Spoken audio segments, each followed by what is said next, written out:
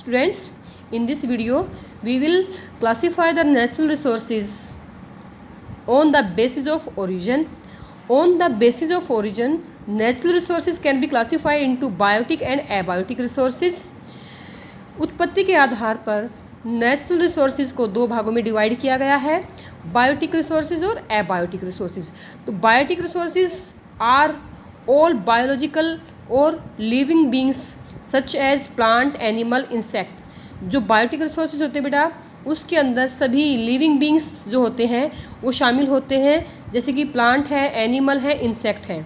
Abiotic resources जो है बेटा, उसमें क्या होता है, ऑल फिजिकल और नॉन लिविंग थिंग्स जो होती हैं वो शामिल होती हैं, जैसे कि land, mineral, soil, water and climate.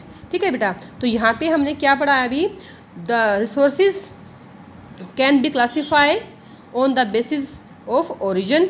And next one is actual and potential resources on the basis of stage of development. Development मतलब विकास के आधार पर ही जो रिसोर्सेज है बेटा, वो भी दो भागों में डिवाइड किए गए हैं यहाँ पे, एक्चुअल रिसोर्सेज और पोटेंशियल रिसोर्सेज. एक्चुअल रिसोर्सेज क्या होते हैं, whose quantity and quality are known to us. Actual resources वो होते हैं जिनकी क्वालिटी और क्वांटिटी के बारे में हमें पता है. ठीक है. तो जैसे कि बेटा ऑयल रिजर्व, हाइड्रिक या हाइडल पावर. ऑयल रिजर्व का मतलब बेटा ये हमें पता है हमारे देश में कि जो तेल का भंडार है वो कितनी मात्रा में है. हाइडल या जो हमारे पास हम पानी से जो बिजली बनाते हैं वो हमारे पास कितनी मात्रा में हम बनाते हैं, इन चीज़ों का हमें पता भी है और उनको हम पूरी तरह से यूटिलाइज भी कर रहे हैं. पोटेंशियल रिसोर्सेज देखते हैं बेटा क्या होता है. Potential resources are those resources that are known to exist but have not been used yet. तो बेटा वो रिसोर्सेज जिनका हमें पता है कि ये रिसोर्सेज हैं और यहाँ से भी काफ़ी मात्रा में एनर्जी को प्रोड्यूस किया जा सकता है, परंतु अभी तक हमने उसका इस्तेमाल नहीं किया है पूरी तरह से. ठीक है. सोलर एनर्जी है बेटा. अब देखो कहीं कहीं पे तो अब हम देखते हैं कि सोलर प्लेट जो लगी हुई है, परंतु क्या है कि सोलर एनर्जी का अभी भी पूरी तरह से इस्तेमाल यहाँ पे नहीं किया जा रहा है. ठीक है. विंड एनर्जी है. विंड एनर्जी से भी बहुत ज़्यादा मात्रा में एनर्जी प्रोड्यूस की जा सकती है, परंतु उसका भी पूरी तरह से इस्तेमाल अभी नहीं किया गया है.